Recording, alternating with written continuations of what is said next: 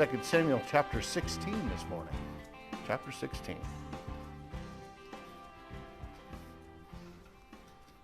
Well, through this study, we've learned a lot about the children of David, haven't we? A lot of things that weren't so good.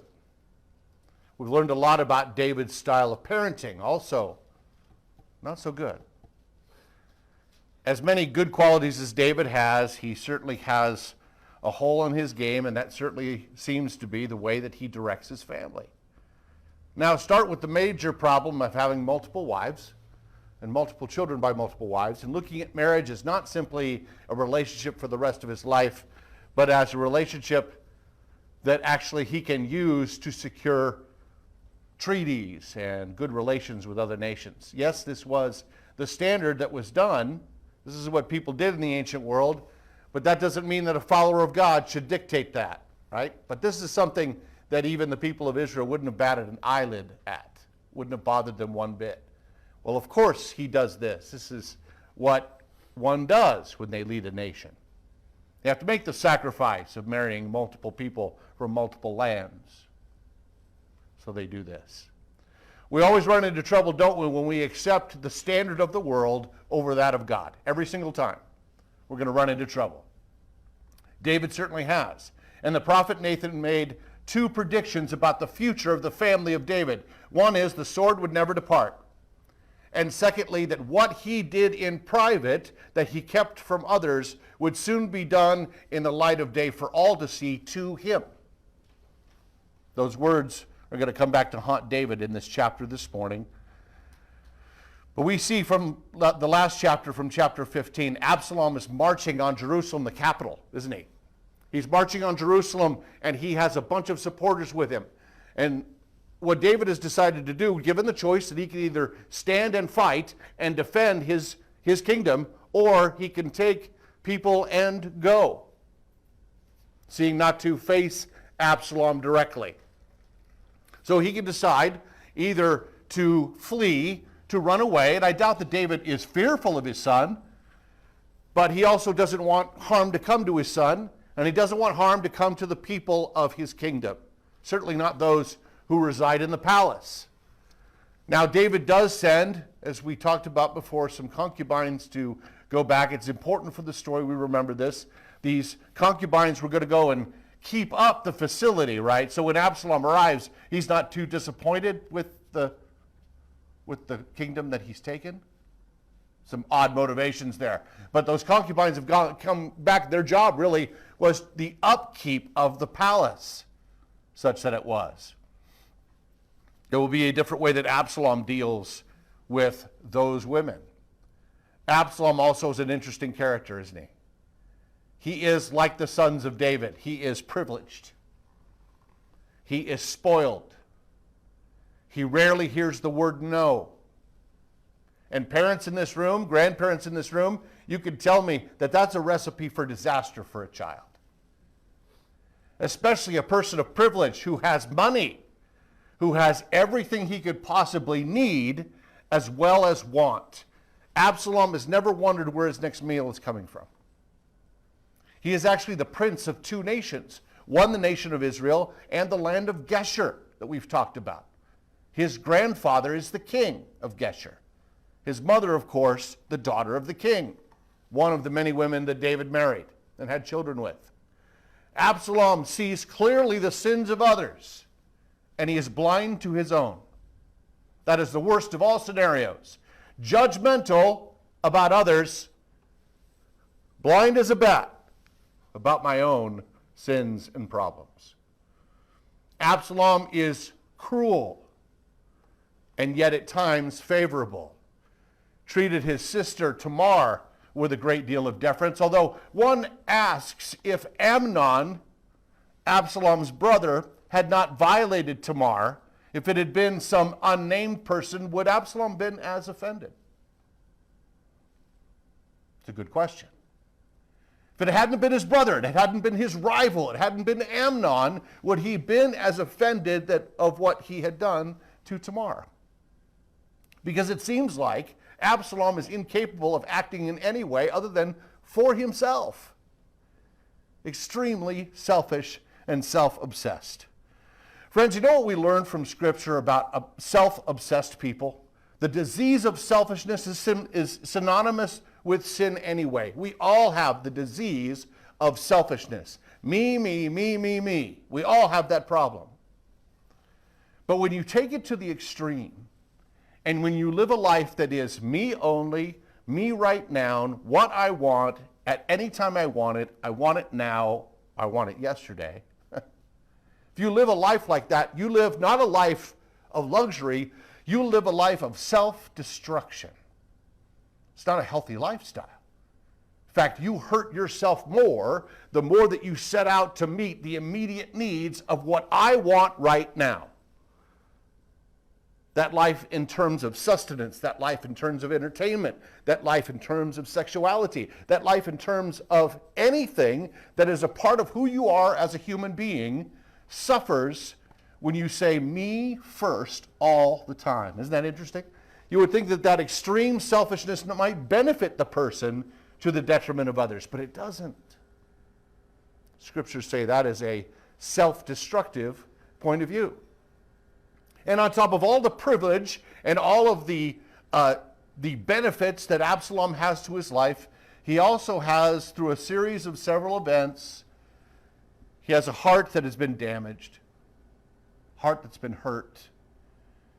And like most of us, when we are hurt, there is a tendency to, instead of throwing out the emotions that we're actually feeling, I'm hurt, I'm damaged, I'm sad, usually that manifests in terms of anger. Because you know what's interesting, friends? Sadness feels weak. If you've ever been there when you feel profoundly sad, if you lost a loved one, you feel weak, you feel vulnerable. No one likes feeling that way. So you know what happens? It manifests itself in anger and resentment. There's the thing about anger. You don't feel weak when you're angry. You feel powerful. Now, it's a false image, but we prefer to be angry than we do to be sad, even though that might be the underlying issue, is the sadness that we feel in our hearts. That we've been hurt, we've been damaged, we feel loss. Absolom only knows how to deal with his emotions in terms of anger and resentment. We'll talk about the cost that will be to Absolom in particular, but to the whole house of David. Understand that Absolom isn't simply living a life of privilege, but he also has an external sense of privilege because he's a beautiful person. I don't mean inside, because not so much on the inside. He is Hollywood beautiful. Is he not? He gorgeous, that dude.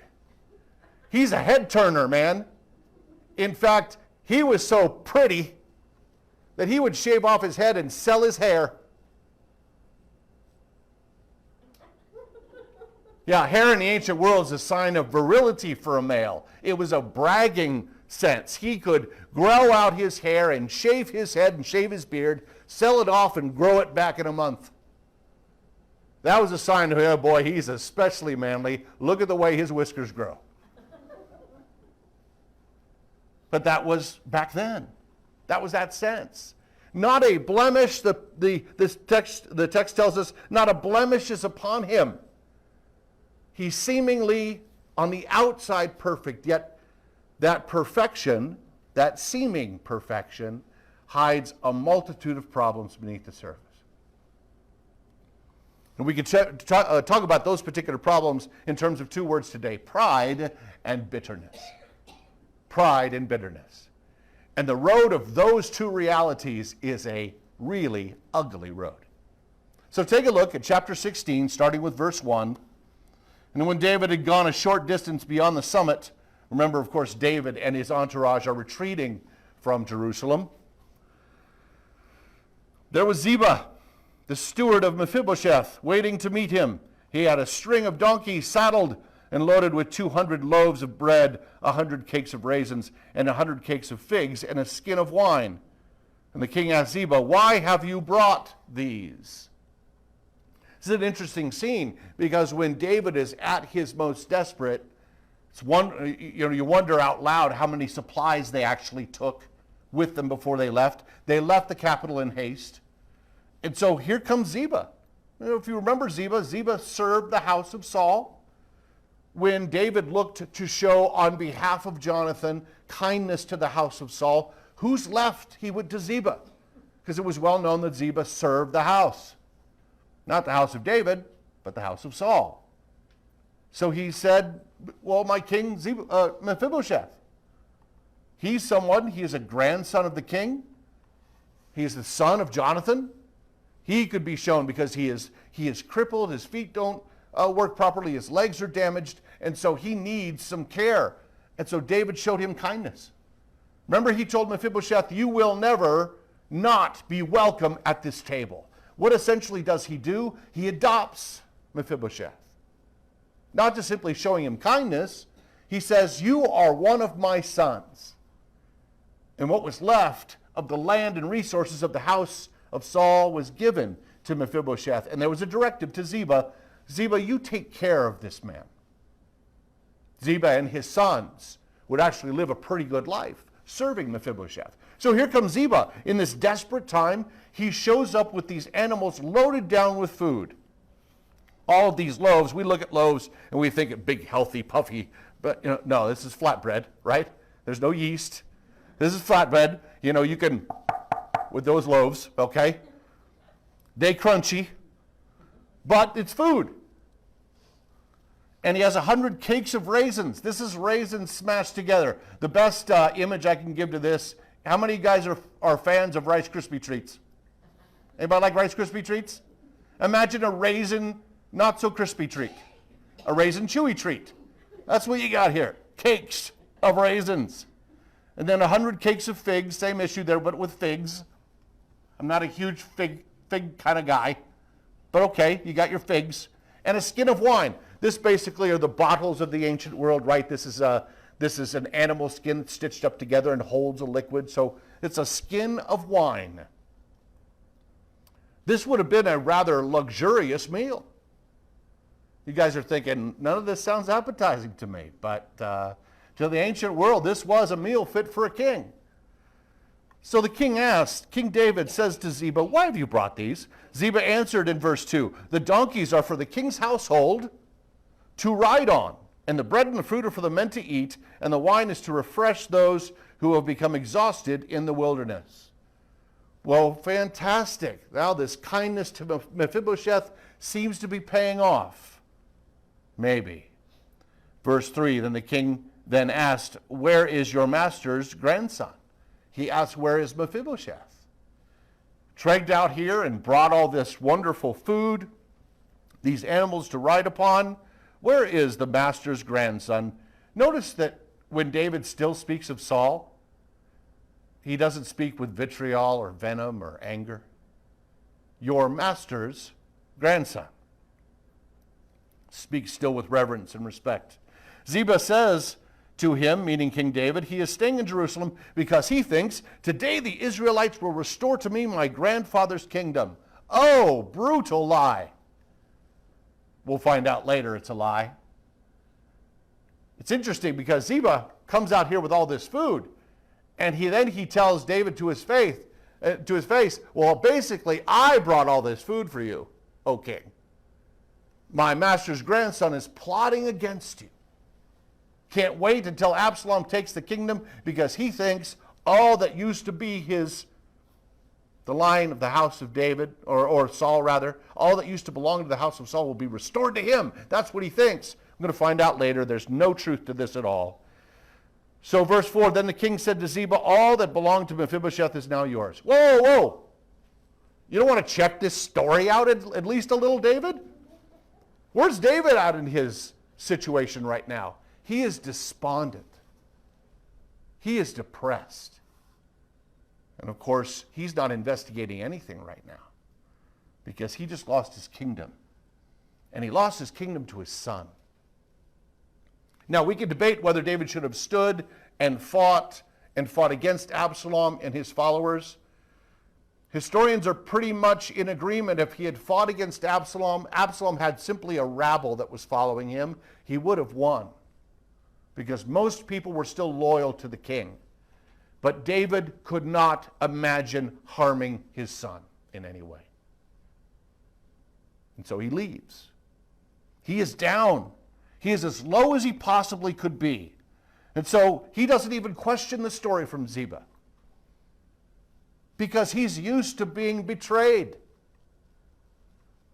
We're going to go and see the high counselor of David has already changed sides. And he's giving advice to Absolom and his people.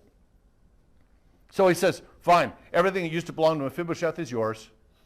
David will find out later that Ziba has deceived him, and it would have been better had Ziba not done that. I humbly bow, Ziba said, may I find favor in your eyes, my lord the king. He will not find favor. But this bitterness track has already started, hasn't it? The story of bitterness and pride has led Absalom to think, I need to be king, and I need to do it over the back of my father. Absalom's bitterness will be revisited here as we continue. Speaking of bitterness again, as verse 5 continues, as King David approached Bahurim, a man from the same clan as Saul's family came out from there. Though this is a blood relative of the house of Saul, his name was Shimei, son of Gera, and he cursed as he came out. Now, this isn't swear words, guys. This is cursing hatred upon David. That's what he's doing. He's wishing him dead. He's wishing him calamity. He's wishing the rest of his days to be touched with calamity and death. This guy's angry. This guy's a little upset. Listen to what he says. He pelted David and all the king's officials with stones, though all the troops and the special guard on David's right and left. And as he cursed Shimei, he said, get out, you murderer, you scoundrel. The Lord has repaid you for all the blood you shed in the household of Saul, in whose place you have reigned. The Lord has given the kingdom into your hands, the hands of your son Absalom. You have come to ruin because you are a murderer. You know what's fascinating about this? Shimei is a bitter guy because his relatives are no longer in power. And he has a lot of ugliness to levy at David. You know what's fascinating? He's not wrong about the substance of what he's saying, but his facts are wrong. David did nothing but respect Saul, and in fact had his life in his hands multiple times and did not take it because he felt it was inappropriate. Shimei doesn't know how right he is, though, because David is a murderer. With Bathsheba's husband, Uriah. So all that he is saying is true from a certain point of view, but the facts Shimei's throwing out there are dead wrong. You know what's interesting about bitterness? Bitterness doesn't give a rip about the facts. Bitterness doesn't care about the facts. I see this from my point of view. I'm upset, I'm angry, and because I'm upset and angry, I am justified. Remember how Absalom responded to Joab when he couldn't get Joab's attention? He burned his flocks, burned his fields. And then when Joab came to him and said, man, what's with you? Absalom said, well, you ignored me. There's no, I'm sorry I had to do that. Hey, I know it was rather extreme, but I'm desperate, Joab. None of that language comes out. He says, well, you ignored me. Bitterness is self-justified. You see that? Bitterness doesn't care about the facts. I was justified in anything I had to do because you wronged me. See how distorted that is? That is where Shimei's at right now. And it's interesting that David just doesn't have him killed. Just be honest with yourselves right now, guys. You're the king or you're the queen, and you're on this trek right now. You're upset as it is with the circumstances that surrounded you. And here comes this punk Shimei. He's chucking rocks at you and your army from a raised position. He's screaming down curses upon you. Don't you just want to nod at one of your arrow men?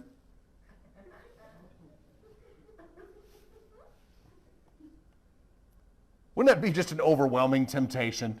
You know, we think we do that with social media. Well, I shut that person down. I just unfriended that person, right? There's my modern day shutdown. But wouldn't you, with all that power, be tempted? David is not tempted to do this. In fact, he's prodded by his men. Look at verse 9. Then Abishai, this is his nephew, by the way, because he's a son of Zeruiah, he said to the king, why should this dead dog curse my lord the king? Let me go over and cut off his head. Easy, nephew, all right? What has Shimei done? He's used words. Now, so many of these are armored men. There's every reason to believe when David walked amongst, the public, that he wore armor in most cases. They're in no danger from this rock chucker, nor from his words. Isn't it amazing how thin-skinned people on television and in the public eye are these days? They want to shut somebody down because they've said something they don't like. They want to close off their access to social media or other communications because they've said something I don't like. They want to keep people from speaking on certain college campuses because they might say something that I'm not going to like. We're incredibly thin-skinned as a society. You know it's not actionable? Somebody speaking meanly about me. You actually can't sue people for that. Yet that's news to people today.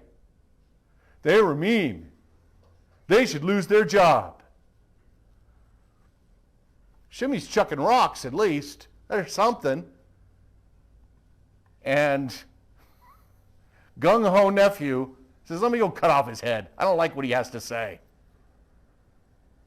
Verse 10, but the king said, what does this have to do with you, sons of Zeruiah? Apparently Abishai is not the only son of Zeruiah that wanted to do this. His brother wanted to as well.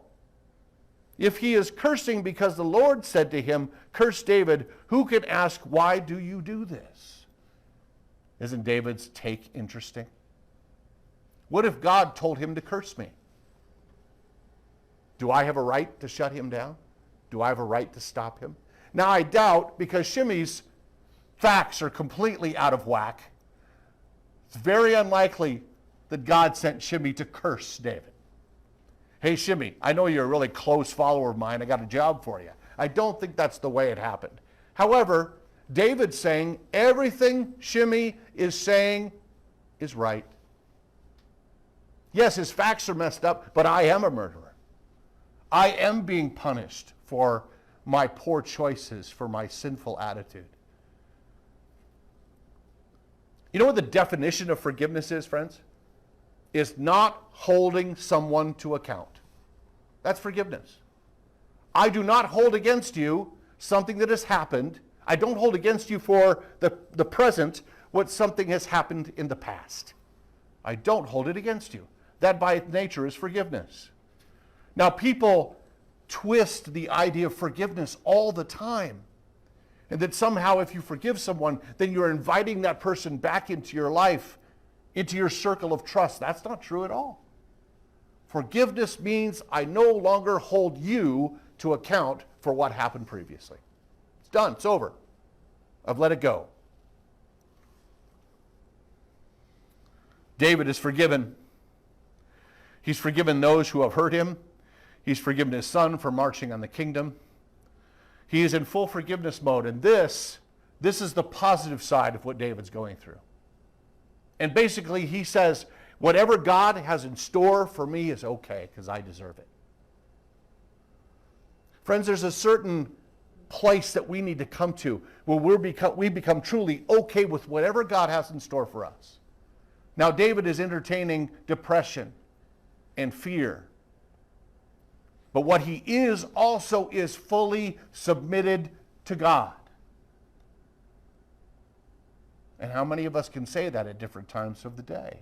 How submitted to holy God are you at this moment? David says, whatever God has in store, if God sent Shimei to curse me and throw rocks at me, who am I to stop him? Because everything he's saying is right. I deserve it. So in full contrast to the bitterness, the self-entitled, the self-obsessed, bitter heart, David is, I deserve it. I have sinned before God. Verse 11, David then said to Abishai and all his officials, my son, my own flesh and blood, is trying to kill me. How much more then this Benjamite? Leave him alone. Let him curse, for the Lord has told him to. Actually, that's an interesting translation of that text there. It is, for if the Lord has told him to, really more accurately, for if the Lord has told him to, who am I to say no? That's really what he means there.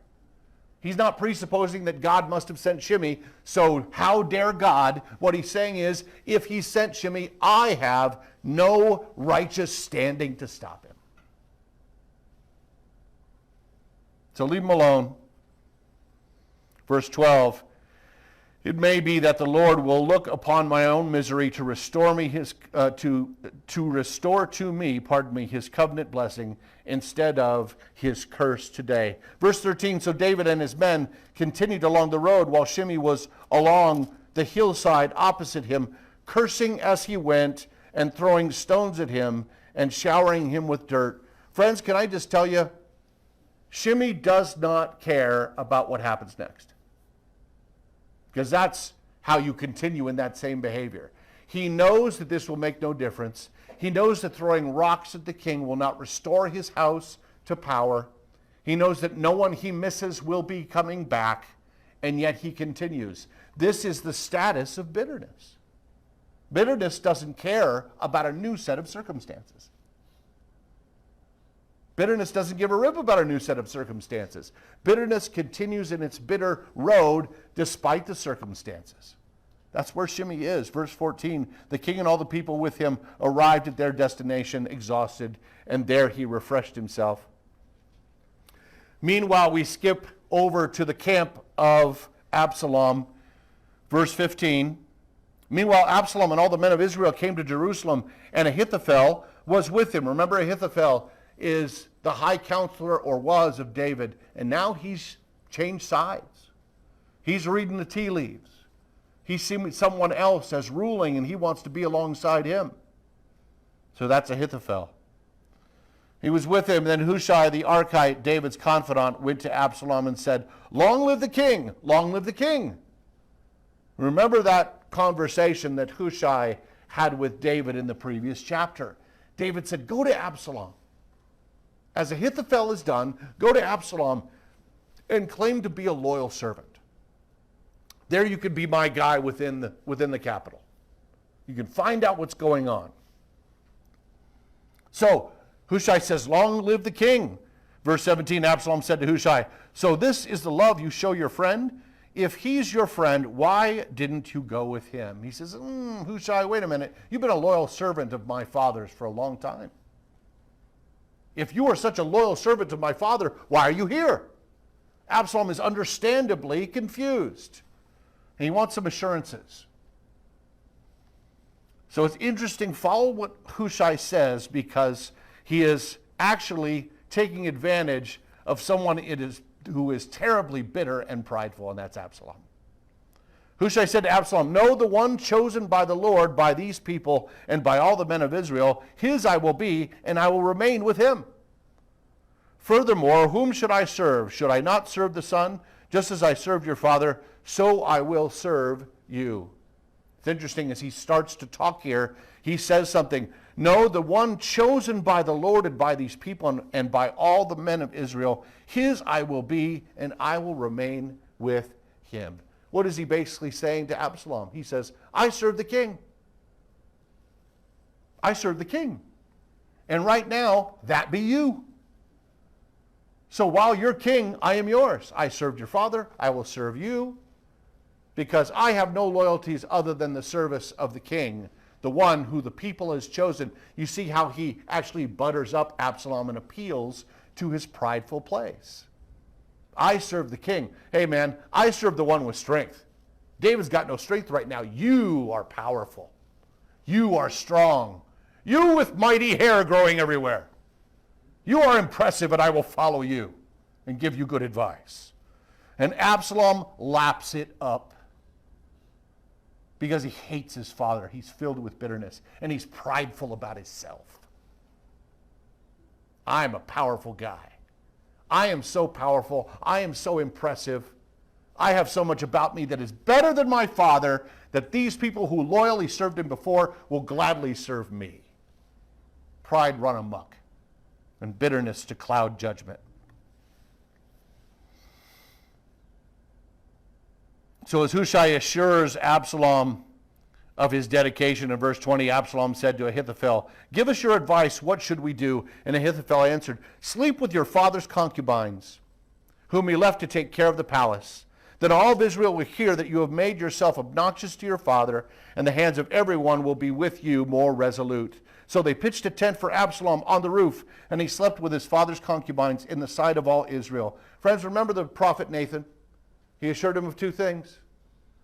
He said that the sword would never depart from the house of David. And he also said, the sin that you have done in private and that you have sought to hide from others, someone close to you will do in the light of day for all to see. Where do they pitch this tent? On the roof of the palace, so that all Israel could see Absalom violate his concubines. This is an ugly subject, guys. No getting around this. This is ugliness. But Absalom, through this action, and you see where Ahithophel's morality is, it's just in what I need to do practically and politically to pull this off. So these concubines that were left at the palace by David, almost as a blessing to David, that they might take care of the facilities, or as a blessing to Absalom, pardon me. Absalom takes advantage of them, as if to say, now he's done something so egregious that David could never forgive him. That's the idea. And not only that, there's no way that Absalom and David can now be reconciled. So now, people of Israel, you must choose him or me. Him or me. See what bitterness does? See what unresolved anger can do? Finishing now, verse 23, now in those days the advice Ahithophel gave was like that of the one who inquires of God. And that was how both David and Absalom regarded all of Ahithophel's advice. Remember just a short time ago, David, upon learning that Ahithophel has betrayed him and has gone to be with Absalom, he prays this prayer. He prays this prayer that the advice of Ahithophel would be seen as foolishness. The text is telling us here that his advice is followed closely, that it's held in high regard. In the next chapter, we're going to find that the wisdom, at least earthly wisdom, of Ahithophel's advice is going to be rejected by Absalom, and it will help speed his demise. Interestingly enough, in the next chapter, when we see the death of Absalom, it will involve his hair. As pridefully he stuck to that being this kind of definition of what a great guy he was, what a virile man he was, what a powerful guy he was, and his hair will lead to his demise. And we'll look at that in the chapter next week. Take a look at the insert that's in your bulletin right now. So we see the problem and the directive and the solution that's being outlined in our chapter today. The problem, of course, bitterness.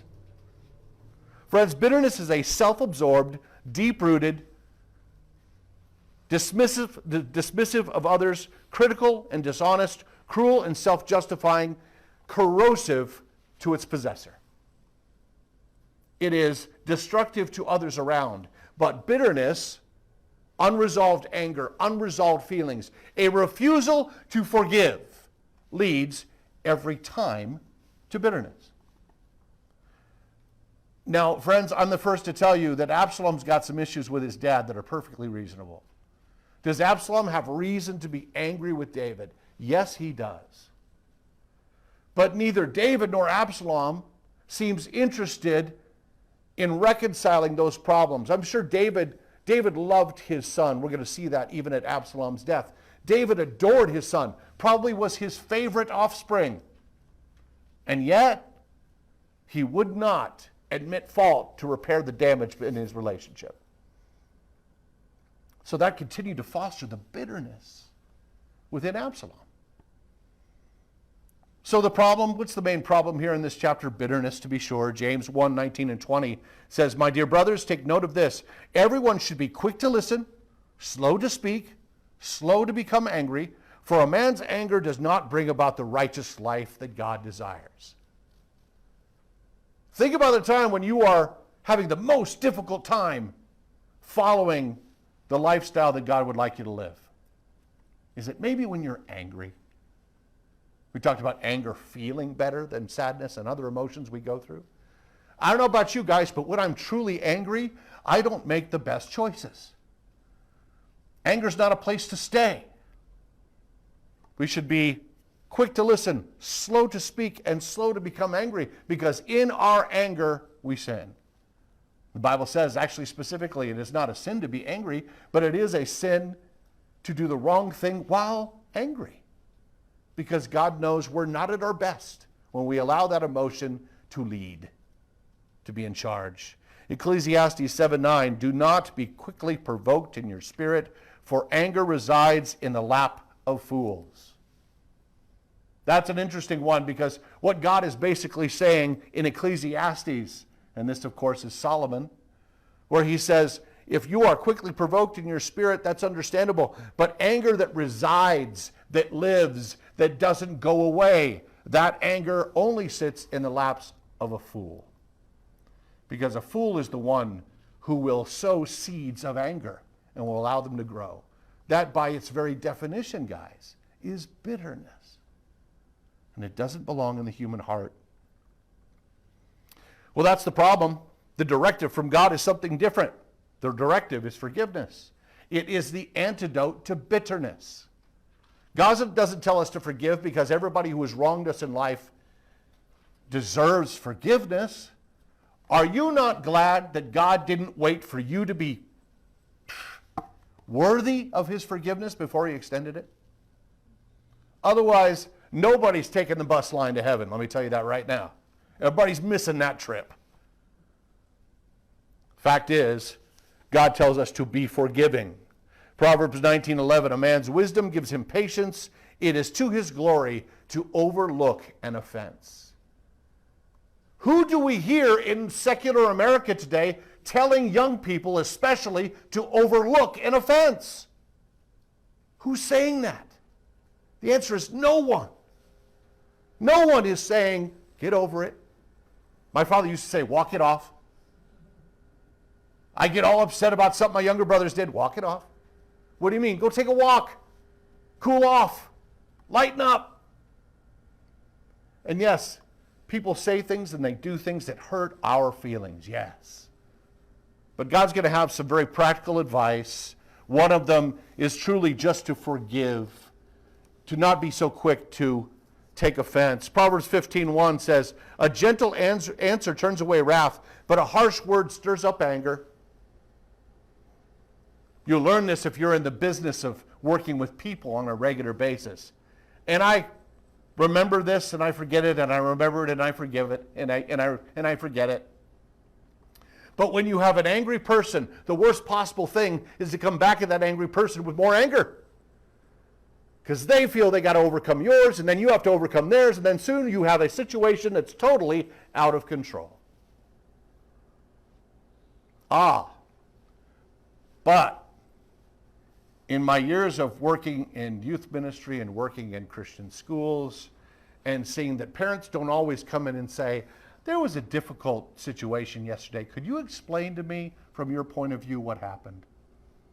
Parents don't generally come in with that attitude to Westside Christian School. They tend to come in with the words, what were you thinking when you... Now, I don't know how that makes you guys feel. I suspect. I don't know how that makes you guys feel, but immediately that puts me on the defensive. You know what? It's designed to do that. Because when you accuse without asking for clarifying information, you're making a statement.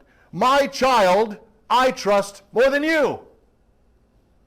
My teenager that tries to get away with stuff all the time at home is more reliable than you. And it makes you go, wah. Puts you in full justification, self-justification mode, and that's exactly the wrong place to be. And it's amazing when you say to people, I would love to tell you guys that I do this every time. I don't. but I know it's the value that God has. That when wrath comes your way, a gentle answer just puts a dousing cool water on the flame. Boy, I'm sorry you went through that. Can I pray for you? Oh, how can I help? Not prepared for those kind of responses when they come in fire ready aim into the office. Friends, we've all been there when we have overreacted. But when someone overreacts to you, God says, with the help of the Holy Spirit, turn away wrath with a gentle answer. Instead of becoming offended, which any fool in this world can become offended. It takes no skill or guts or a particular state of mind to be offended. People wear it like a badge of honor in today's society. I'm offended. I was offended. As if that somehow puts them in a status of being better or more holy or more righteous than anybody else. Oh, knock it off. See, this is what happens, though, in a world that doesn't think that there is original sin in the heart of man. Oh, you Christians, you might be sinful. I'm not sinful. There's a real revisionist history there. Because any person who walks through this life and doesn't think they sin or do the wrong thing or act selfishly on a daily basis is a little clueless about their own self and might be fighting bitterness. Well, that's the directive. What's the solution? Surrender. As usual, what is God asking us to do? Surrender to His will and leave our agenda behind. Ephesians 4:31 and 32 says, get rid of all bitterness, rage and anger, brawling and slander, along with every form of malice. Be kind and compassionate to one another, forgiving each other, just as in Christ God forgave you. If the antidote to bitterness is forgiveness, and we have a tendency to say, look, Pastor, you have no idea what that guy said to me. You have no idea what she did to me. When I know what I did to the Lord, and He forgave me. He had nothing to forgive, and He forgave me. Friends, when we find ourselves this total inability to forgive, two things happen. One is that we forget what we have done in our own sinful lives. I can't forgive that person. Oh, because you have never done anything worthy of forgiveness, huh? Is that the way that works? The other thing that happens when we refuse to forgive is we plant the seed of bitterness. What does God say to do instead? Get rid of it. Oh, sure, Pastor, it's just that easy. Just toss it to one side. That's not what the text is saying. To get rid of, quite literally, the translation is to unlock the key to the chain. Quit chaining your lack of forgiveness in your heart. Your hurt, your pain, your hang-ups, release them to God, whose shoulders are broad and strong. I can't forgive that person. You know what? That might be right. But God can. And when you release your bitterness, when you release your anger, when you surrender it instead of keeping it like a trophy of your own justification, surrender it to God and He can take it and hold on to it for you. I can't forgive them, Pastor, but God can. Let Him do it. Let Him forgive. And so the seed of bitterness does not grow in your heart. Bitterness causes cracks, and those cracks allow the seed to grow and to plant roots. And long before you ever see that sprout pierce through the bottom layer of dirt into the sun, by the time that happens, it might be too late for that issue of bitterness to subside. Because it's planted, it's got its roots, it's got strength underneath. And what you see on the outside is just the start. Get rid of it, surrender it, give it up to God, because He can handle it better. That's why God says forgive. Don't hold on to perceived slights. Forgive. Let it go. The reason for that is because God loves you. And He knows you can't handle that bitterness. Your heart is too soft. It is too easily damaged. And for your own sake, forgive others. Psalm 103 verse 12 says, as far as the east is from the west, so far has he removed our transgressions from us.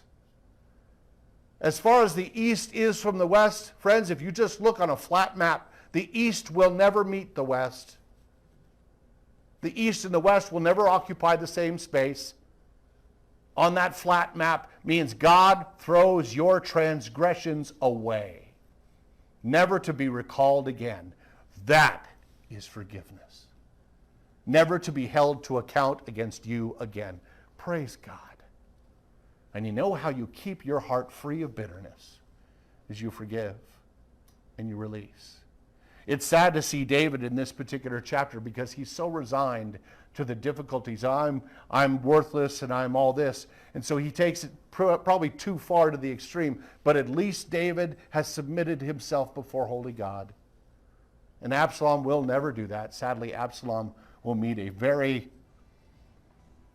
almost comical fate that shames his entire life. Don't allow bitterness to grow in your heart. God has the solution. Let him help. Bow your heads with me, please. Let's pray.